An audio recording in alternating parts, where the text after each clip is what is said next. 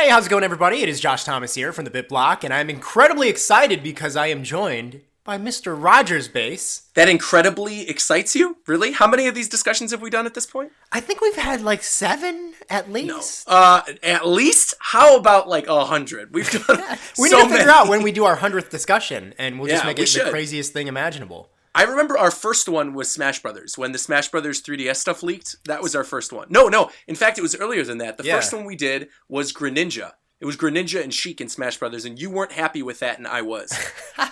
And it's been a loving discussion relationship ever since. It has been.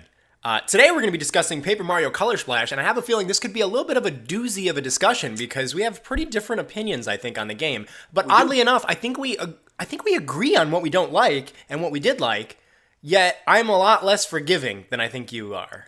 Yeah, I feel like we both, we'll spoil it right now, I guess. We both just are get not into fans. Yeah, we're both not fans of the battle system, but we both love the dialogue, we both love the graphics, and we both love the music.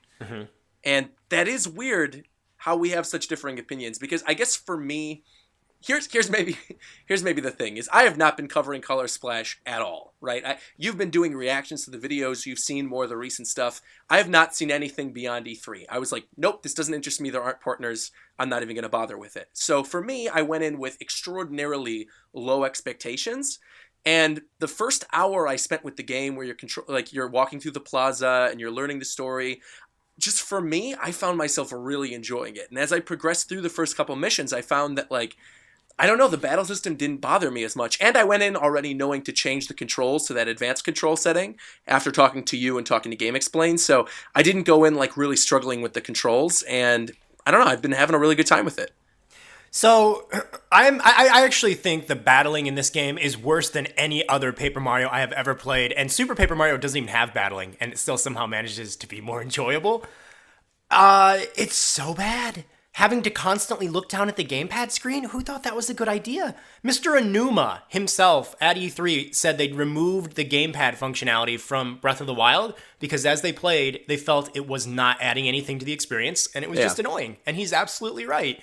It makes me feel like battles are something I deeply, deeply try to avoid. I hate them so much. I've never been the greatest, biggest fan of battling in RPGs, but I always felt like with Paper Mario, I liked it because it had this sense of fast-paced energy about it. It was we're in a battle. All right, let's do this. I never get that feeling with Color Splash. I always just hit the flee button almost 50% of the time, if not more. And even the flee button, you have to press and hold the flee button for 2 to 3 seconds before it even lets you flee. And 70% of the time, Mario trips up and you don't flee. I'm somewhat surprised, though, by you saying that you think it's the worst battle system, because I definitely enjoy the battles in this more than I did in Sticker Star. So let's talk about that. I know playing through this, real quick, because I know playing through this, I'm going to finish this game. So I'm not, as of our recording, I'm not complete with the game yet. And I know that I like it enough that I'm going to finish the game. I could not say the same thing about Sticker Star. I stopped about halfway through and I never picked it up ever again. Okay, so what did you not like about the battles in Sticker Star that you feel is improved in Color Splash? I mean, I gotta be honest, I literally don't remember. It was so long ago since I picked up Sticker Star, I just remember not playing it. But in this, what I can tell you is that playing through and doing the thing where you have to fill in the paint on the cards, and then you have the thing where you have to flick the card. Yeah. For whatever reason, when I set it to advanced and you could do the paint and the flick thing all in the same step, it just it wasn't a bother for me. It wasn't something like Star Fox where it was unplayable, right? I guess this has been the year of bad control in Nintendo games. It has. Because I played Star Fox Zero and I got through Star Fox Zero, but if you guys listened to the discussion I did with the completionist in GameXplain, I sort of felt like you. I hated the controls so much in that game that it made me actively dislike the rest of the game, whereas the controls in this game are not ideal, obviously, and the battle system is not ideal, but it certainly does not hinder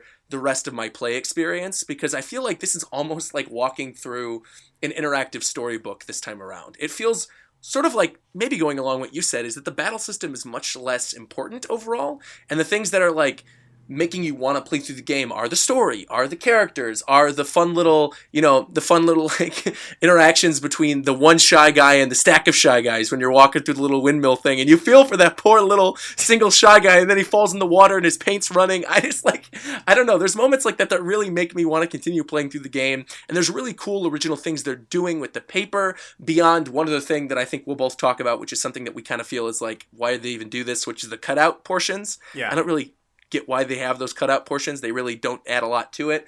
But I don't know. Yeah, I guess everything else is so good in the game to me that the battle system kind of takes a back seat. And the fights to me are at least still enjoyable because some of these fights have like dialogue interspersed between them.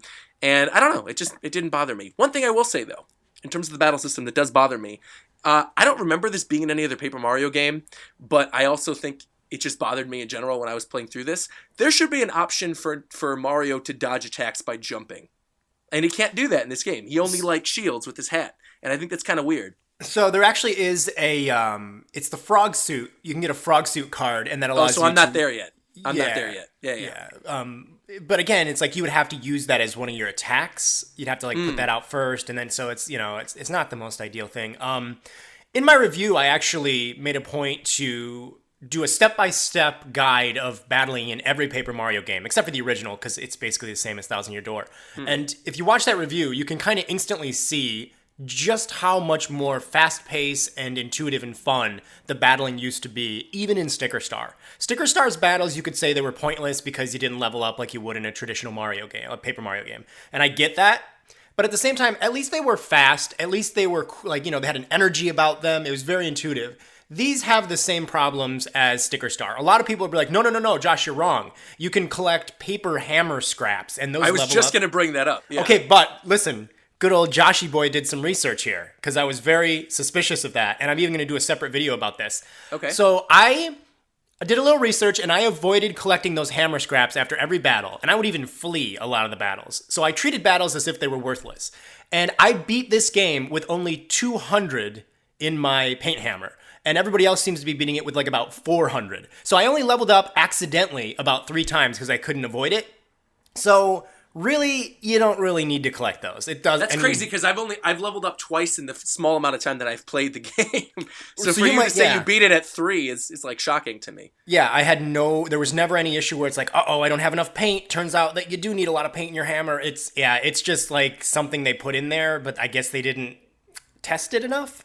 But yeah, I beat the game without using any of those scrap hammers. I mean, I leveled up 3 times, but to me though, even if the level ups are kind of meaningless, just having it there for me is comforting. I know it's strange, but okay, that does you said keep the me wanting same to play. thing that Andre. You literally just had basically the same reaction Andre had when I told him about this. Oh, really? And it's really troublesome to me that so many people are to the point where you're like, well, at least they're making the effort to lie to me about it. Yeah, I mean, it's funny that me and Andre agree on this completely, but yeah, I don't know. It doesn't bother me. Just knowing that there's at least something there where I could collect it and it shows a score going up is enough for me.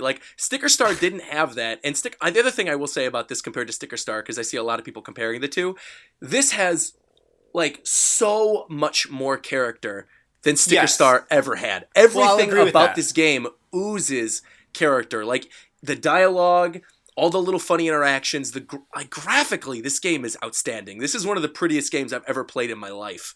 And, I agree with that. And the music is just incredible. The jazz soundtrack is everything that I wanted out of a Paper Mario game. And yeah, I really am enjoying this title a lot. So one of the things that I've seen brought up a few times, and I don't feel that I 100% agree with this statement, but I definitely don't think it's a ridiculous statement, and I can see where these people are coming from. I've seen people say that they feel the paper jokes kind of become a little bit too much, and they get in the way, and they make the game and the worlds feel less believable because it's just constantly kind of hey, it's made out of paper, isn't that funny?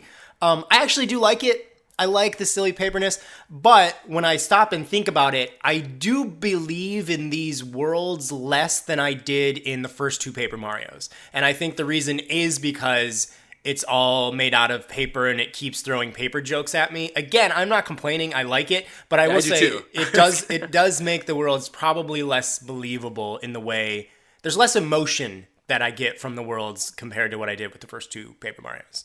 I know I'm gonna try to add into my regular everyday dialogue. What the scrap? That's the cutest little. The first time a Toad said that, like in that first water wheel puzzle where you have to like walk around the top and then like make the toilet paper unravel or whatever. That, I was like laughing so hard. I just thought it was like really cute. So yeah, I like the paper dog. Here's the thing: is to It's me, Paper Mario, so I feel like go with it. yeah, but here's the thing, is that dialogue in games for me has always been a touchy topic. Like, I got a lot of hate for this when I said that I hated the dialogue in Uncharted 4, because I feel like the game, Uncharted, obviously far different game than Paper Mario. It's a PlayStation game, it's an adventure, whatever. But the dialogue that the characters like would just talk between each other during the main gameplay of Uncharted 4 was like cringe-inducing. Like there were all these jokes that weren't really funny, and they were just kind of thrown in there to like try to be funny, and you could tell they were really trying, and it just like it was not enjoyable. Whereas in this, like knowing that they're trying with the paper jokes and like trying to find puns at every corner was funny to me. Like I actually got enjoyment out of that, and not.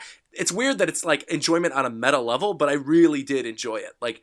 The dialogue was never an issue for me. The puns were never an issue for me. And I'm kind of like curious what you mean by you didn't believe the world, because you're playing a video game, Josh. You're not like, you're not supposed to believe these characters. Well, They're paper versions of art. Like in Thousand Year Door, when I think back to a lot of those worlds, those chapters that I visited, they felt like a real world that exists, that has characters living in it, that has real little things. I believed the fake world that they designed. But here, I feel like it's just kind of like a little paper playground that's going on, and it's got little silly things happening to entertain me. A little bit more condescending in a way, not as sophisticated. But I'm okay with that. I'm not complaining about that, but I am just saying that I do see where those people are coming from. But honestly, in my opinion, I'd like to have the best of both worlds. And I think with a little bit more attention to detail, they might be able to have that with another Paper Mario, should they make another one.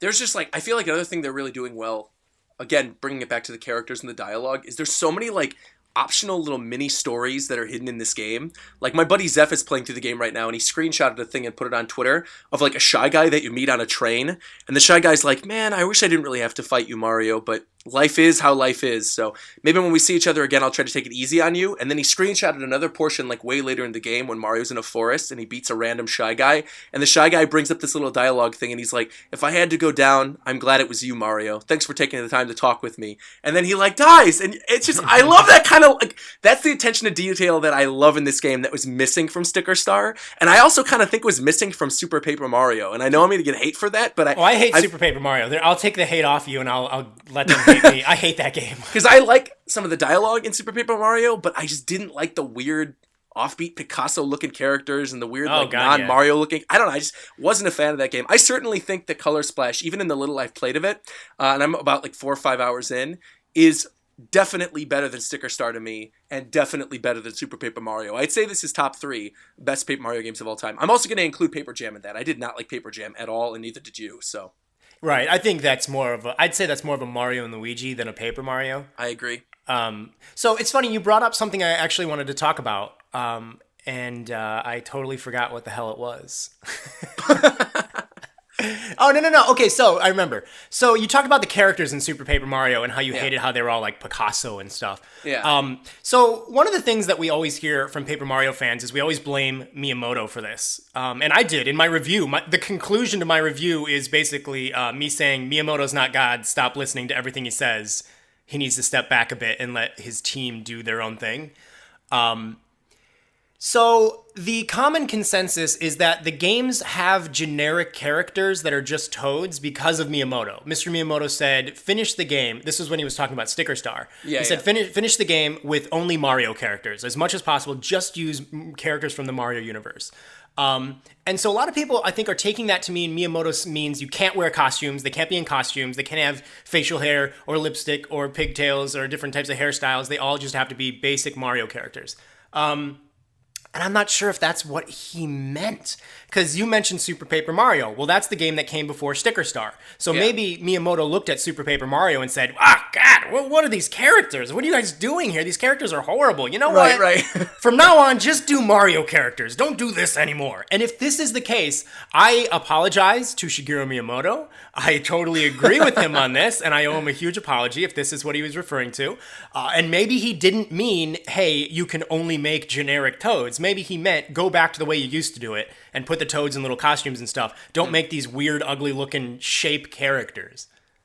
What do you think? What are your thoughts on that? Is that I agree. Do you think that's what I think happened? they do a better job in this game utilizing the Mario universe, like with having the paper versions of the Koopalings and stuff, as opposed to just like being You like Bowser the Jr. and Koopalings shiny in this versions game?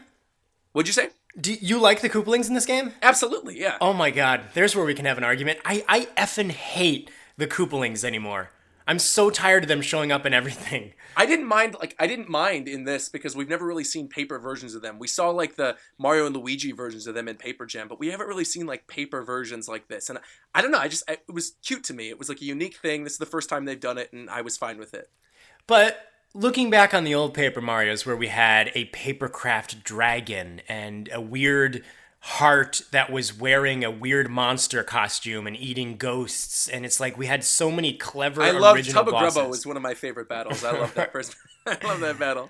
Right, so there were so many. I mean, I feel like with boss battles, you want it to be something new and exciting, but when it's just one of the Koopalings, you know, okay, well, I know what every boss battle is going to be. I don't know which one's going to pop up next, but I know it's going to be a Koopaling. And the boss battles weren't that clever. Some of them were a little okay, but they were just really basic. And we've seen, I mean, they were in Smash Brothers, granted as an optional color swap, but they were in Smash Brothers. They were in Mario Kart 8. They were in New Super Mario Brothers, all of the New Super Mario Brothers except for the first one. And they were in Paper Jam. And it's just like, man, I'm so tired of these things.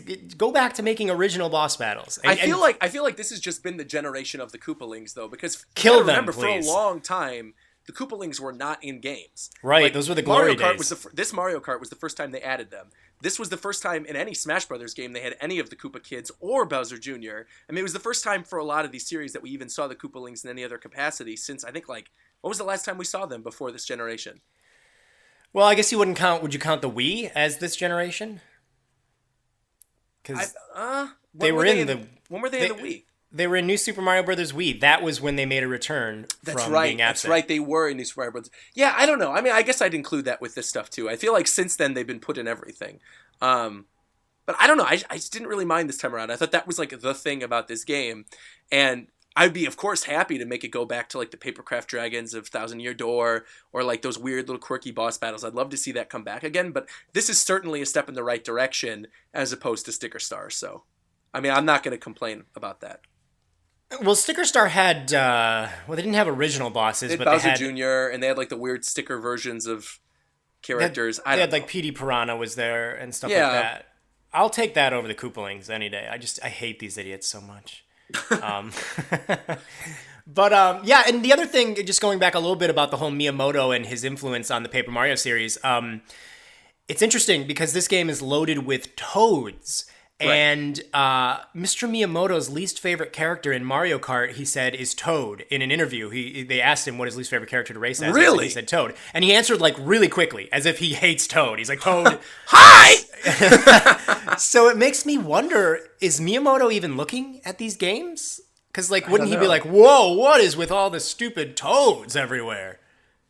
Yeah, I don't know. Maybe there's just such a weird thing that somebody needs to look into and try to figure out what is going on with Mr. Miyamoto and his influence on Paper Mario. And have we all been lied to? And is it maybe Mr. Miyamoto is not as involved as we assume, and it's actually intelligent systems doings? I don't know. That is a weird thing. I would like to see someone maybe do like an analysis video about that or something, or try to dig deeper into it. Unseen 64, if those guys are out there. What's his name? Liam Robertson or whatever? He could do a whole expose on whether or not Miyamoto's behind this. Yeah, I don't know.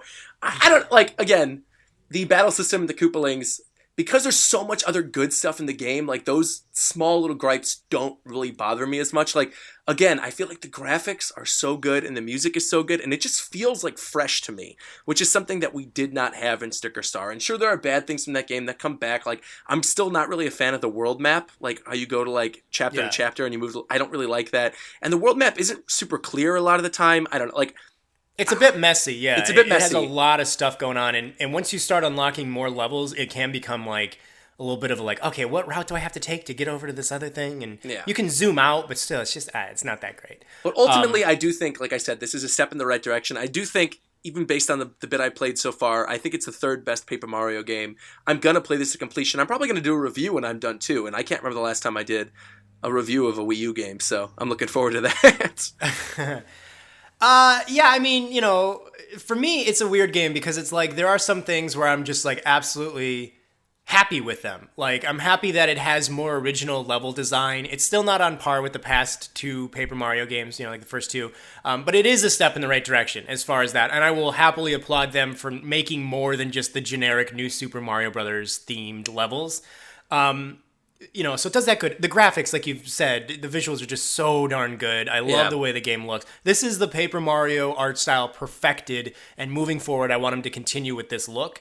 But then it's like, for me, the battling is like a huge element to a Paper Mario game. And if you don't get that right, it's like, it's a foundation that you need to build off of. It's kind of like if somebody doesn't have a skeleton in their body, they're not going to be able to walk down the road. They're just going to, you know, they're not going to be able to stand up. And I feel like that's kind of my biggest problem with this game. The skeleton was not given enough attention, so it kind of flops around in a lot of areas. I mean, I think that's a solid argument. I wouldn't disagree with you. I think it's just that this is a situation where we have varying amounts of enjoyment out of the sort of like the skin of the game, right? The music and the graphics. Like, for me, I put a lot of emphasis on music when I play through games, more so than I think a lot of other people do. And when a game does not have good music, Star Fox Zero, I get really angry. And I feel like, you know, music is one of those things that you're going to hear in the background of every single time you turn on that game. And if it sounds lazy to me, I'm going to really knock a game down for it. Like, that's a huge reason why I didn't like Star Fox Zero, was the soundtrack was all like rehashed tracks. They weren't orchestrated, regardless of how many people keep telling me that track is orchestrated. It's like, clearly you're not a musician. Those tracks were not orchestrated. Like, they were using those weird instruments. They weren't MIDI, but it was whatever. I'm not going to have this argument on this video, but like, this is clearly like a solid soundtrack. I thoroughly am enjoying it, and I would listen to this outside of just playing the game. So, yeah, I mean, I think if I was to rate it right now, I'd give it like maybe a 7.5 and 8. I mean, I'm really enjoying myself. But how about you? Like, what would you score it having beaten the game? Well, in the review, I gave it a 6.8 out of 10. Okay. Which for me is like maybe just very bottom of the average sort of area, very bottom average. I suggested people, if they were interested, they would find it used, like maybe pick it up at a GameStop or an eBay. That's weird how, like, so you grade on a 10 rating scale, right? Yeah, well, like 100 rating scale. Oh, okay. Because so it'd be like a 68%. Yeah, so it'd be like a D. Okay, because I was thinking of it in terms of like numbers, and I was like, actually, 68 is better than average. So, no, but if you're thinking at it in terms of like, if you're thinking at it in terms of like grading as if you would for a test and giving it a D, I mean, okay. Yeah. I'd give it a C plus B minus as of what I've played right now. But I'll let you know once I finished it. And as far as like the music goes, I totally agree. I love a lot of the music. And I even said like some of it seems like special. Like sometimes you'll have music that just seems like, oh, this is a really good soundtrack. But then you have music sometimes that it's like, oh, this has like some genuinely special soundtrack, like actual tracks in it. And so, yeah, I agree. That is good. Like you were talking about earlier, I don't know if this was before we started recording or not, but like the area that's got all the water wheels in it. Oh, yeah. The like, I think it's like Cherry Lake or something. That has like some really good music, I think. I like that track a lot. Like I said, I love that little shy guy whose paint washes off of him. But I mean, it's also probably worth pointing out that the Paper Mario series, even Sticker Star, has a great soundtrack. They all have really good music in them. Sometimes better than others, of course, but I've never played a Paper Mario game. Even Super Paper Mario has a great soundtrack. So I've never played one with a bad soundtrack. I still feel that Thousand Year Door has better music because it seems like it's more atmospherical. It seems more unique. It doesn't sound typical in any way. You're never going to beat. Oh God, Rogueport. Yeah, I get like, I actually feel emotion when I listen to that music. That sounds so cheesy, but I like hear that. I'm just like, oh my God. And I know people will be like, oh, but you're just blinded by nostalgia and all that. No, I am a cynical mofo, and when games don't stand the test of time, I'm more than happy to talk about them. That always makes me laugh too, because like, I like Thousand Year Door. I genuinely do. But I do not think it's better than the N64 game. Like the N64 game to me is much more I can understand that. Like I feel that it's one of the first two. As for favorite. Sure. Those like, are the two best. Yeah. Right. I don't know. I feel like this is a solid number 3. I really do. Based on what I've played, I feel like this is. I agree with you. Like I said on the battle system thing and the whole skeleton argument. Like I do, but I do think this is still the 3rd best Paper Mario game that's out there. So I would highly advise people to play this for themselves. Like in the situation where we were talking about Sticker Star or we were talking about Paper Jam, that was very much that I could blindly say, all right, if you like Paper Mario games, don't even bother with this, you know? But I feel like if you enjoyed previous Paper Mario games and you weren't a fan of Sticker Star or Paper Jam, give this one a shot, because I think you may be more like me, where you'll want to play through the whole thing, even if you aren't really a huge fan of the battle system. Would you say they spend $60 on it, or would you say try to find it cheaper? Ooh. I mean, think about it. $60. I'd say I'd give it like a rental, which is what I would advise for anybody who, you know, if any game that's like a 75, I would say is a solid rental, you know? Right. Rent it, see if you like it, and then maybe buy it. Yeah. Can you still buy rent it games? if there's ever like a discount or something? I mean, Wii U games are going to be discounted very soon, I'm sure. So. This game is actually currently $9.99 at your local Target. Oh, I mean, if it was $10, of course I'd say. But I would say like the threshold would be like $39.99 for me. Yeah, I'd say about 30. Yeah, that's what I said. Yeah. So yeah, I mean, I think we agree on everything. It's just about how severe we are in the thing. You know, we like the music, we like the visuals. We think that some of the stages are definitely really cute. There's a lot of cute things you're doing. Have you gotten to the point where you collect the naked Toad's clothing? I have not. No, but that sounds awesome. So, but yeah, there's just a lot. I mean, it's like, it's a step in the right direction. However, just for me personally, I can't even, I mean, I just hate the battling so much that it really kind of knocked it in the face for me. But, I like using the hammer on the overworld when you're talking to Peach, and she's like, be careful with that or I'm going to take it away from you, mister. Yeah, there's a few moments in the game where they're like, no, you're not using that paint hammer around here. Yeah, right. So, yeah, there's some cuteness going on there. Story. Let's talk about that really quickly. Okay. I think it kind of sucks. It's very average. Again, I'm not super far, so I'm not. Well, you know the premise, right? I mean, the premise is, the paint is getting sucked away, and it's Bowser, and he kidnapped Peach. Yeah. They even joke about that. They're like, Princess Peach has been captured. Who would have ever seen this coming? Yeah, well, I thought that was funny, though, the fact that they... Well, they it's funny, but... Like, okay, we're going to have to do this, but, like, it's funny. It's funny, but at the same time, I feel like it's acknowledging how sucky it is. And so it's like, I get that it's funny, but it's also like, ha ha ha, oh, right, yeah, that sucks. Maybe you shouldn't have done that. I don't know. I mean, in the past Paper Mario games, it was so cute to be able to actually play as Princess Peach in between the chapters. That's so genius. And she had her own little adventure going on while being kidnapped. I think that's great. I'm not even one of those people that's opposed to Princess Peach constantly being kidnapped. I'm fine with that. I don't think that's sending some kind of negative stereotype. How could you say that, Josh? Because, you know what? Girls are weaker than guys, and they're going to get kidnapped a lot. Duh. I'm calling Anita Sarkeesian right now. No, but I agree with you. That's a whole nother discussion topic, but I also think when people make the argument that, like, oh, Peach is a strong woman, she could defend herself. It's like, Peach is the princess. Like, she's the princess. It's fine. She gets kidnapped, sort of it's icon. Fine. Right. If you want to feel that way about Peach, go play Smash Brothers and go beat up Mario using Peach. That's fine. It's not like Princess Peach hasn't been awesome. No, she's been strong before. Like, what kind of argument? Yeah. And like I said, in past Paper Mario games, she a computer falls in love with her in Thousand Year Door, and they dance together. You remember that? That's really weird. That. Yeah, that is super weird. She bakes a cake because girls bake cakes, of course. The cake baking minigame in Paper Mario for N64 was really fun. I actually liked that. So yeah, I mean, you know, we both agree. Maybe, you know, rent it. Maybe find it cheaper than $60. Yeah. There are certainly things that I love about this game, but the things that I hate about this game are very important things that I feel needed to work.